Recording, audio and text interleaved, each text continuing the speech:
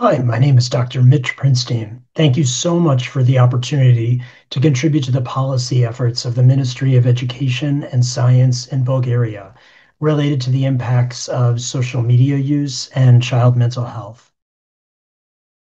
What's so unique about adolescents' brains during the period of time between, let's say, 10 years old up to about 25 years old? The brain is changing one region at a time, with that first region being an area that creates a hypersensitivity to peer feedback. Adolescents are very interested in attention from their peers or any kind of positive feedback that they might get. And this is due to an increase in receptors for oxytocin and dopamine, which lead to an interest in social bonding.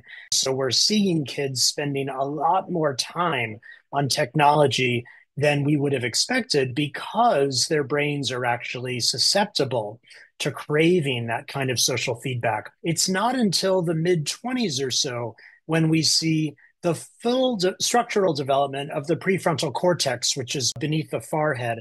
And that you could think of as the brain's brakes. That's a time when adolescents can stop themselves from pursuing every possible impulse. We see this hypersensitivity beginning at the time when most kids get access to their devices. And we're seeing them have a hard time stopping themselves from pursuing more and more interaction on social media and AI for at least 10 to 15 years. From a policy perspective, it's a little bit hard for scientists to talk about a specific age at which we can prohibit or encourage use of social media or AI because adolescents develop at different times. In our research, we have divided the questions about social media into many, many sub-questions, but I wanted to mention just a few of them. One is to acknowledge that there can be ways that AI or social media can be used to help individuals' development, particularly adolescents from minoritized groups might find that they can connect with others who share a similar identity, and that can help them to deal with minority stress, understand some of the experiences that others are having, or even to gain access to helpful medical information. We see that kids are able to get social support even from friends that they might not ever see offline, but those supportive friendships can help them deal with stress, and they can engage in civic activism through social media. And unfortunately, we've recently heard from executives at Meta and others. It was reported in the newspapers here in the United States that kids are actually having far fewer interactions with their followers or their friends online than they are now with advertisements or AI generated content. So some of these positives may no longer be as easy to access for adolescents.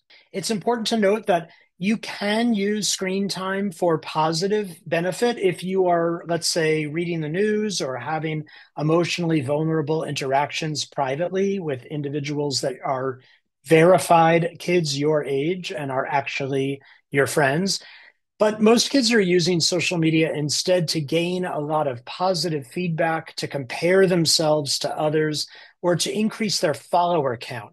And research is showing that if you use social media for those reasons, that's related to increases in a number of mental health symptoms. A remarkably high number of kids are exposed to cyber hate online, cyber victimization, or bullying. Now, this interestingly is associated with increases in anxiety and depression, not just for the targets of cyber hate, but even for bystanders who watch others getting targeted.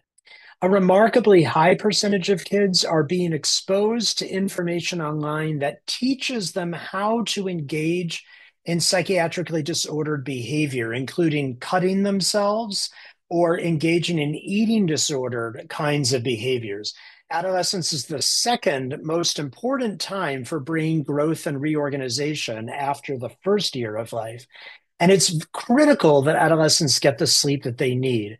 Research has shown through meta-analyses that the number one reason why kids are getting later sleep onset, shorter sleep duration, or more frequent and longer periods of time in the middle of the night is because of their use of their smart devices, specifically for social media. What we know now is that because of this, kids' brains are growing to be smaller than they were supposed to be. In particular, the white matter of kids' brains are not growing at the rate that they're supposed to because of the deprived sleep that is resulting from nighttime social media use. Research shows that nearly all adolescents are reporting uncontrolled excessive use of social media. Half are reporting dependency symptoms such as withdrawal symptoms that interferes with their daily roles and routines. And about 25% report that they themselves think that they are moderately to severely addicted. What we've seen in the research is that the more kids are picking up their phone at age 10 or so, the more their brain is developing to be hypersensitive in those regions of the brain. In other words, their brain responds in an exaggerated way to social feedback. And the prefrontal cortex of their brain, inhibiting their impulsive acts, actually grows to have a weaker response over the subsequent 3 years. So before I talked about phone use influencing the size or the growth of the brain. And now what I'm saying is that research is also showing that phone use is changing how effective regions of the brain are in activating when they should be. I'm briefly going to mention some policy recommendations. We need for investments in digital media literacy that should be taught in every school or should be done at a large platform level that might even over the internet be able to be taught to every child and every parent out there.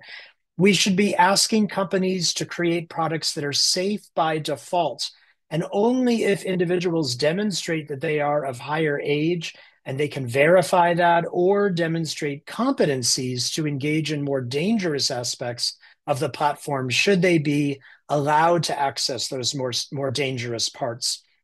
We should protect marginalized and minoritized communities, especially given the high levels of cyber hate that they're experiencing. We know that tech companies produce internal findings. Those should be transparently reported out to all users. That way, users understand the risks. We should make sure that social media and AI harm is accountable by the companies themselves. If they are creating the context in which that harm occurs and the algorithms or the features embedded with the platform to keep kids engaged as long as possible, then what's happening on those platforms should be also their legal responsibility. And we should absolutely mandate that any dangerous, illegal, or harmful content should be taken down off of the platform immediately, especially if there's any reason to think that youth are able to access that information. Within the home and within school, we should certainly encourage a delay before kids have their own smart device without any parental controls.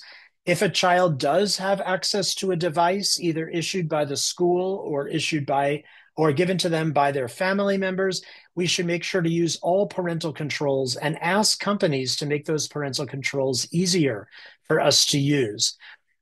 We should be, as parents, monitoring and then talking with kids about the high likelihood that they will be exposed to dangerous, harmful, or illegal content online. And perhaps the easiest thing that we can all do right away tonight is to make sure that we are encouraging everyone we know to take devices out of kids' bedrooms by around 9 p.m. on a school night, because we must protect sleep so kids can develop their brains.